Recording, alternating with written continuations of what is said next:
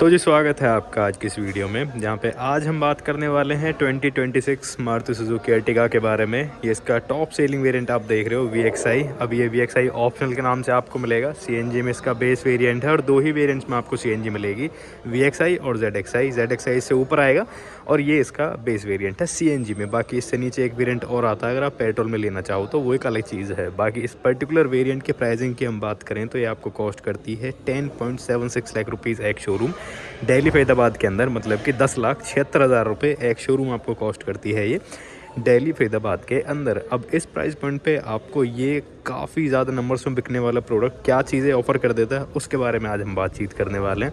आप इसको commercial use के हिसाब से लेना चाहो वो भी आप कंसिडर कर सकते हो, आप इसको फैमिली यूज़ के हिसाब से लेना चाहो तो भी आप इसको कंसिडर कर सकते हो। काफ़ी ज़्यादा इकोनॉमिकल और काफ़ी ज़्यादा रिलायबल एक 7 सीटर 6 सीटर प्रोडक्ट है ये। आप मतलब अगर इस कैटेगरी में कोई प्रोडक्ट देख रहे हो तो इससे ज़्यादा बिकने वाली गाड़ी शायद आपको कोई दूसरी देखने को मिले। क्या चीज़ें हैं इस बेहतरीन से प्रोडक्ट में वो एक एक करके काउंट करते हैं। पहली चीज़, गाड़ी की चाबियाँ आप देख लो कुछ इस तरीके के यहाँ पे बेसिक की फॉब्स आते हैं। मतलब यहाँ पे जो सेंटर लॉकिंग है जस्ट सिंपल ये आपको मिलेगी, तो उसको लॉक अनलॉक करने के लिए बटन है और पीछे सुजुकी का लोगो। सिंपल सी चीज़ें हैं और यहाँ पे भी आपको सेम ही कंट्रोल्स मिलता है। इसको अभी पॉकेट में रख लेते हैं, प्रोडक्ट पे आते हैं। तो ये है इसकी डायमेंशन, देख लेना क्या लेंथ विड्थ हाइट है प्रोडक्ट की। देखने में काफ़ी बढ़िया लगती है। कलर जो आप अलग सेलेक्ट करते हो जैसे कि ये है थोड़ा मरून टाइप, तो ये एक अलग वाइब देती है। कोई दूसरा कलर आप लेते हो थोड़ी अलग वाइब देगी। तो इसका एक ये मतलब ये चीज़ भी मुझे पर्सनली काफ़ी बढ़िया लगती है। बाकी बोनट के ऊपर यहाँ पे आप देख लो शार्प एजेस हैं, तो ये चीज़ें भी बढ़िया लगती हैं। क्लीन डिज़ाइन है गाड़ी का, बेसिकली कोई ज़्यादा फालतू की चीज़ें नहीं है। सामने से यहाँ की बात करें तो यहाँ पे डुअल बैरिक्स आपको देखने के लिए मिलते हैं, लो बीम हाई बीम के लिए। लाइट आपको दोनों में येलो ही मिलेगी, बस ये प्रोजेक्टर है और ये बल्ब के थ्रू मिलेगी। यहाँ पे इंडिकेटर्स आपको मिल जाते हैं। नीचे फॉग लैंप्स के लिए हाउसिंग जो है वो मिल जाती है, फॉग लैंप्स आते नहीं है। टोइंग हुक के प्लेसमेंट यहाँ पे है। सामने ग्रिल पे आप देख सकते हो क्रोम के इंसर्ट्स आपको मिल जाते हैं। सुजुकी का लोगो है, नंबर प्लेट यहाँ पे आएगी और ठीक ठाक सा एरिया मिल जाता है इस गाड़ी को सामने से एयर इनटेक करने के लिए भी। कुछ इस तरीके से देख लो, ये इसका ओवरऑल फ्रंट है। क्या ओपिनियंस है आपके इसके बारे में प्लीज़ मुझे कमेंट करके ज़रूर से बताना। बाकी ऊपर की साइड यहाँ पे आप चेकआउट करोगे तो कोई रूफ रिल्स नहीं है, कोई सनरूफ जैसी चीज़ें इस गाड़ी में आपको नहीं मिलती हैं। नॉर्मल एक एंटेना है, प्लेन ग्लासेस आते हैं, कोई यूवी कट ग्लासेस इस वेरिएंट में आपको नहीं मिलते। CNG का स्टिकर है, बढ़िया से वाइपर मिल जाते हैं, वॉशर वगैरह सब यहाँ पे हैं। तो ये बोनट जो है एकदम आपको क्लीन मिलेगा। साइड में बॉडी कलर्ड ORVMs इंडिकेटर्स के साथ आपको मिलते हैं ये। टायर्स की यहाँ पे बात करें तो जो टायर्स फिलहाल यहाँ पे हैं ये हैं ब्रिजस्टोन के। और टायर सेक्शन की बात करें तो ये आपको मिलता है 185/65 R15, 15 इंच के कुछ ऐसे मिलेंगे स्टील व्हील्स। और ये व्हील कैप्स ऐसे ही आएंगे, ये कोई एक्सेसरीज़ का पार्ट यहाँ पे नहीं है। आगे डिस्क, पीछे आपको ड्रम ब्रेक्स मिल जाती हैं और 185 mm के आसपास की ठीक ठाक सी ग्राउंड क्लियरेंस भी गाड़ी आपको ऑफर कर देती है, जो कि इस तरीके के प्रोडक्ट के लिए मेरे हिसाब से काफ़ी ज़्यादा ठीक है। बाकी यहाँ पे बॉडी कलर डोर हैंडल्स हैं, ये पिलर्स वगैरह सब आपको मैट ब्लैक फिनिशिंग में ही मिलते हैं। और ग्लास एरिया आप देख लो, काफ़ी बड़े बड़े से ग्लासेस मिलते हैं जिनका फ़ायदा आपको डेफिनेटली मिलता है जब आप अंदर इसको एक्सपीरियंस कर रहे होते हो। बाकी यहाँ पे लेफ्ट साइड से डलेगा गाड़ी के अंदर पेट्रोल और CNG दोनों ही चीज़ें। और ये कुछ इस तरीके से दिखती है इसकी रेयर प्रोफाइल। अब इस चीज़ को यहाँ पे नया एड ऑन किया गया, काफ़ी बढ़िया सा और काफ़ी बड़ा सा यहाँ पे आपको बॉडी कलर स्पॉइलर जो है ये मिल जाता है। हाई माउंटेड स्टॉप लैम्प की प्लेसमेंट है, डिफॉगर वाइपर जैसी चीज़ें आपको नहीं मिलती हैं। ये ग्लास एरिया एकदम क्लीन मिलेगा, सिंपल CNG का स्टिकर है। और ये कुछ ऐसा मिलता है टेल लैम्प्स का सेटअप। यहाँ पे अपना क्या कहते हैं LED और हेलोजन का ठीक ठाक सा कॉम्बिनेशन जो है वो आपको मिल जाता है। बाकी यहाँ पे सुजुकी का लोगो है, अर्टिगा जो गाड़ी का नाम है वो यहाँ पे मेंशन है। और यहाँ पे कोई कैमरा जैसी चीज़ आपको नहीं मिलेगी। नीचे यहाँ पे रिफ्लेक्टर्स आपको मिल जाते हैं, 4 पार्किंग सेंसर्स दिए गए हैं और जो स्पेयर व्हील है वो आता है गाड़ी के नीचे यहाँ पे। और ये चीज़ भी मैं आपको एक बार चेकआउट करा देता हूँ। तो यहाँ पे ये एक लेवर मिलता है आपको सिंपल, जैसे कुछ इस तरीके से खींच के ये टेल गेट आप खोल सकते हो।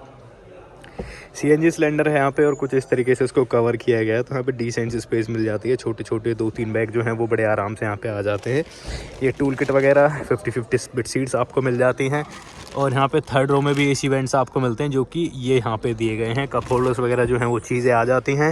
यहाँ पे सारी चीज़ें बेस टोन में मिलती हैं। इवन सीट बेल्ट की बात करें तो ये भी बेस टोन में ही है। ऊपर यहाँ पे कोई AC वेंट्स वगैरह जो हैं अब नहीं आते हैं, जो कि पहले आया करते थे, अभी वो यहाँ पे हटा दिए गए हैं। बाकी अगर ये गाड़ी आप पेट्रोल में कंसीडर करते हो तो यहाँ पे आपको 209 लीटर्स के आसपास की बूट स्पेस ये गाड़ी ऑफर कर देती है। और जो थर्ड रो के ब्लोवर्स हैं ये आप देख लो, इनके कंट्रोल्स भी यहाँ पे आपको मिल जाते हैं। तो एक चीज़ ठीक है यहाँ पे। अभी इसको हम बंद कर लेते हैं और ये है इसकी पूरी प्रोफाइल। अभी चलते हैं गाड़ी के अंदर और अंदर क्या चीज़ें मिलती हैं उसके बारे में बातचीत करते हैं। पहले तो यहाँ पे देख लो फिजिकल एक्सेस मिल जाता है चाबी डाल के दरवाज़ा खोलने के लिए। बाकी डोर पैनल्स की बात करें तो ये पहले तो इंटीरियर शेड आप चेकआउट करो, पूरा बेस टोन में आपको इंटीरियर मिलता है, जिसकी वजह से गाड़ी थोड़ी ज़्यादा प्रीमियम और थोड़ी ज़्यादा एयरी फील होती है अंदर की साइड से। और ये चीज़ आप देख भी सकते हो, एक अलग ही ब्राइटनेस जो है वो केबिन के अंदर रहती है इसकी कलर शेड की वजह से ही। बाकी डोर पैनल्स में आए तो ये भी पूरा का पूरा डोर पैनल जो है आपको बेज टोन में मिलता है। यहाँ पे चारों पावर विंडोज़ के कंट्रोल हैं, ड्राइवर साइड विंडो जो है ये ऑटो मिलती है, क्रोम डोर लिवर, यहाँ पे विंडोज़ के लॉक हैं, डोर्स के लॉक हैं, ORVMs को आप यहीं से फोल्ड अनफोल्ड एडजस्ट कर सकते हो। तो ये पूरा कंप्लीट पैनल मिलेगा। बाकी कोई फैब्रिक या फिर कोई लेदर जैसी चीज़ें आपको यहाँ नहीं मिलती हैं, सब कुछ है प्लास्टिक में ही है। स्पीकर है, बोतल होल्डर है, 4-वे मैनुअल एडजस्टेड ड्राइवर सीट आपको मिल जाती है, सीट्स पे एयरबैग के टैग आपको मिल जाते हैं और पूरी बेज टोन में आपको सीट्स मिलती हैं, मतलब जो फैब्रिक है वो पूरा बेज मिलेगा। यहाँ पे रेयर AC जो मतलब थर्ड रो के लिए और सेकंड रो के लिए, उसके लिए प्रॉपर जो बटन है वो दी गई है, इसको आप यहीं से ऑन ऑफ कर सकते हो। ट्रैक्शन कंट्रोल है, CNG जो स्विच है वो मिल जाता है और लाइट लेवलिंग डायल यहाँ पे दिया गया है। थोड़ी स्पेस मिल जाती है स्लिप वगैरह रखनी हो तो। नीचे 3 पेडल्स हैं और साइड में डेड पेडल के लिए प्रॉपर जो प्लेसमेंट है वो मिल जाती है। यहाँ से खुलेगा फ्यूल लेड। और अभी अंदर बैठ के चीज़ें किस तरीके से वर्क करती हैं वो भी मैं आपको दिखा देता हूँ। तो एज ए फैमिली प्रोडक्ट अगर आप देखना चाह रहे हो इस गाड़ी को तो नो डाउट कोई परेशानी वाली बात नहीं है गाड़ी में, क्योंकि काफ़ी रिलायबल भी है और आपने भी देखा होगा लाखों किलोमीटर्स को चलते हुए, तो वो एक चीज़ है। बाकी ये है चाबी जो कि डलेगी यहाँ से, एक बार इसे घुमा दूँगा। स्टीयरिंग व्हील जो है ये यहाँ पे अनलॉक हो जाता है, ये इंफोटेनमेंट स्क्रीन यहाँ पे ऑन हो जाती है और सेकंड टाइम जब मैं इसको ऑन कर देता हूँ तो ये सब कुछ यहाँ पे ऑन हो जाता है, आप देख सकते हो। कोई ज़्यादा फालतू की चीज़ें नहीं है और कुछ भी ऐसा नहीं है गाड़ी के अंदर जो फंकी लगता हो या फिर कुछ डल लगती हो चीज़ें, कुछ भी ऐसा नहीं है। सोबर सिंपल सारी चीज़ें हैं जो कि आप लंबे टाइम तक रख सकते हो, आपको बोर नहीं करेंगी, वो वाला फैक्टर है इसके अंदर। बाकी यहाँ पे 8000 तक की RPM आपको मिलती है, 220 की टॉप स्पीड मार्किंग दी गई है, बीच में ये MID आती है कलरफुल सी, जहाँ पे गाड़ी से रिलेटेड जितनी इन्फॉर्मेशन हैं वो सब आपको देखने के लिए मिलेंगी, जैसे कि टाइम और torque power figures, petrol notification, CNG notification और जो भी चीज़ें हैं बेसिक वो सब यहाँ पे आपको मिल जाती हैं, सीट बेल्ट रिमाइंडर जैसी चीज़ें भी। बाकी यहाँ पे CNG लेवल दिखेगा, यहाँ पे पेट्रोल का लेवल दिखेगा और ये कुछ इस तरीके से दिखता है डायल पूरा। और ये 2 स्टिक मिलती हैं, एक यहाँ पे है ऐसी ये कैरी यहाँ पे इस इन्फॉर्मेशन को टैगल करने के लिए। यहाँ पे वाइपर्स के कंट्रोल हैं, हेडलैम्प्स और इंडिकेटर्स के कंट्रोल हैं। स्टीयरिंग व्हील की बात करें तो कुछ इस तरीके से मिलता है, एक नॉर्मल सा स्टीयरिंग व्हील, क्योंकि इसके ऊपर कोई लेदर रैपिंग नहीं है, काफ़ी पतला सा स्पोर्टी सा है और फील अच्छी देता है, वैसे कोई परेशानी नहीं है। बाकी यहाँ पे आपको जस्ट इस अपने इंफोटेनमेंट सिस्टम के कंट्रोल्स मिल जाते हैं, फ़ोन उठाने काटने के लिए कंट्रोल्स हैं और ब्लूटूथ कनेक्टिविटी वाला बटन जो है वो यहाँ पे मिल जाता है। SRS एयरबैग यहाँ पे मेंशन है, कोई क्रूज़ कंट्रोल जैसी चीज़ यहाँ पे नहीं आएगी। एडजस्टमेंट की बात करें तो टिल्ट एंड सिर्फ टिल्ट की एडजस्टमेंट आपको मिलेगी, कोई टेलीस्कोपिक एडजस्टमेंट यहाँ पे नहीं मिलती है। तो ये था स्टीयरिंग कॉलम, ऊपर से देख लो अगेन फिर से बेस टोन में पूरा हेडलाइनर यहाँ पे है और यहाँ पे वैनिटी मिरर, एयरबैग यहाँ पे मेंशन है, येलो कलर की लाइट कुछ इस तरीके से आपको मिल जाती है, मैनुअल डिमिंग IRBM भी मिल जाता है, टिकट होल्डर की प्लेसमेंट यहाँ पे दी गई है और ये कुछ ऐसा दिखता है डैशबोर्ड का पूरा व्यू। यहाँ पे ऐसे मिलेगा कुछ इंफोटेनमेंट सिस्टम ब्लूटूथ की कनेक्टिविटी के साथ, ये पूरा पैनल टच में मिलता है।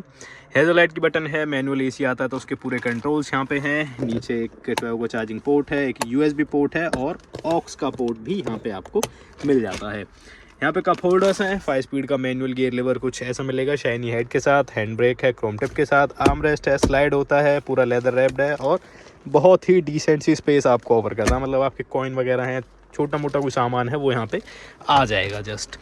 बाकी यहाँ पे ग्लब बॉक्स के अंदर काफ़ी प्रैक्टिकल सी स्पेस मिल जाती है आपको, ये देख लो कुछ ऐसे। और यही है सारी चीज़ें, फिट एंड फिनिश को लेकर कोई परेशानी नहीं है, किसी चीज़ के टेक्सचर को लेकर कोई परेशानी नहीं है, फील को लेकर कोई परेशानी नहीं है। तो जो इसका काम है ये अच्छे तरीके से उसको करेगी और आपको निराश नहीं करेगी, वो एक चीज़ इसके बारे में बढ़िया है। बाकी ये सीट मैं मेरी हाइट के हिसाब से कर लेता हूँ एक बार एडजस्ट और पीछे चलते हैं, पीछे देखते हैं एक बार कि कितनी स्पेस है और कंफर्ट कैसा मिलता है इस गाड़ी के अंदर आपको।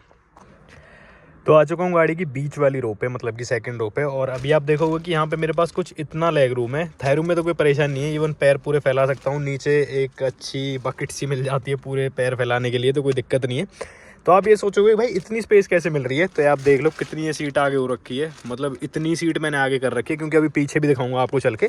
तो यहाँ पे आप चेकआउट कर लो, ये आगे वाली सीट मेरी कंफर्टेबल पोजीशन पे है, यहाँ पे खुद मैं बैठा हूँ तो ये सीट भी मेरी कंफर्टेबल पोजीशन पे, पैर आराम से फैला रहा हूँ मैं, और थाई रूम में कोई परेशानी नहीं है। और इवन हेडरूम भी आप चेकआउट कर सकते हो, हेडरूम में तो कोई परेशानी ही नहीं है कैसी भी। और यहाँ पे रेयर एसी वेंट्स मिल जाते हैं और इनका फ्लो कंट्रोल करने के लिए डायल है। नीचे 2 टाइप सी चार्जिंग पोर्ट्स हैं, फ़ोन होल्डर है यहाँ पे, और ये पॉकेट्स हैं इधर की साइड, ये सिर्फ यहाँ तो नहीं मिलती है। 1 2 3 4 5 और पीछे भी आपको एडजस्टेड हेडरेस्ट मिलते हैं। ग्रैब हैंडल्स आप देख सकते हो, एक लाइट मिल जाती है आगे वाली और पीछे वाली रो के लिए, मतलब इस रो के लिए, सेकंड रो के लिए और थर्ड रो के लिए। और ये कुछ ऐसा दिखता है डैशबोर्ड का व्यू। और अभी फटाफट से चलते हैं। हाँ, और ये भी देख लो भाई, सीट बेल्ट भी हाइट एडजस्टमेंट के साथ आपको मिलती हैं। अभी थर्ड रो दिखाता हूँ आपको। और ये देख लो, थर्ड रो पे आ चुका हूँ और यहाँ पे भी आप देख लो पूरे पैर मैंने आराम से फैलाए हुए हैं। यहाँ पे इतनी स्पेस मेरे पास है, थर्ड रो में कोई ज़्यादा परेशानी नहीं है, पैर फैल जाते हैं आराम से। और यहाँ पे हेड रूम भी आप देख लो कितना है मेरे पास। थर्ड रो में भी मैं आराम से बैठा हूँ, मतलब कि 5 नो और खुद मैं 5 नो यहाँ पे बैठा हूँ। ये पूरी रो 5 नो के हिसाब से मैंने एडजस्ट कर दिया। स्टिल मेरे जैसे यहाँ पे बंदे हर किसी रो में बैठ सकते हैं। अगर मेरे जैसी हाइट है तो ये गाड़ी आपको बड़े कंफर्टेबल तरीके से कहीं पे भी ले जाएगी। और यहाँ पे एसी वेंट्स तो खैर हैं ही थर्ड रो में भी, तो ये थोड़ी ज़्यादा प्रैक्टिकल सेंस बनाते हैं। यहाँ पे फ्लो कंट्रोल कर सकते हो आप इनका। यहाँ पे कप होल्डर्स हैं दोनों ही साइड, और यहाँ पे कोई चार्जिंग पोर्ट्स तो नहीं है, बाकी सिंपल सी ये चीज़ें हैं। सीट बेल्ट्स वगैरह हैं, दैट्स इट। और ये लाइट जो है बस ये सिंपल सी चीज़ आपको मिलती हैं। बाकी ग्लास एरिया आप देख लो, और काफ़ी एयरी सी फील रहती है गाड़ी के अंदर। और अभी बात करते हैं शानदार सी गाड़ी के शानदार से इंजन बे के बारे में कि कैसा दिखता है। बात करें गाड़ी के इंजन कंपार्टमेंट के बारे में, तो पहली चीज़ यहाँ पे आप चेकआउट कर लो, प्रॉपर इंसुलेशन पैडिंग जो है वो आपको मिलती है। इंजन की बात करें तो यहाँ पे आपको शानदार सा 1.5 लीटर्स का 4 सिलेंडर NA इंजन मिलता है, जो कि CNG पे डेवलप करता है। शानदार सी 86 bhp 1 न्यूटन मीटर्स का टॉर्क और 1 kg CNG के अंदर बढ़िया से 27 किलोमीटर्स की रनिंग जो है कंपनी क्लेम कर देती है भाई, और ये निकाल भी देती है इसके आसपास, क्योंकि पर्सनली मैंने ड्राइव की हुई है। XL6 है मेरे पास, तो उस हिसाब से मैं आपको बता सकता हूँ। तो ये कुछ इस तरीके से सब कुछ है इसके इंजन बे के बारे में। एक सेकंड इसको बंद कर लेते हैं, फिर मिलते हैं फटाफट से।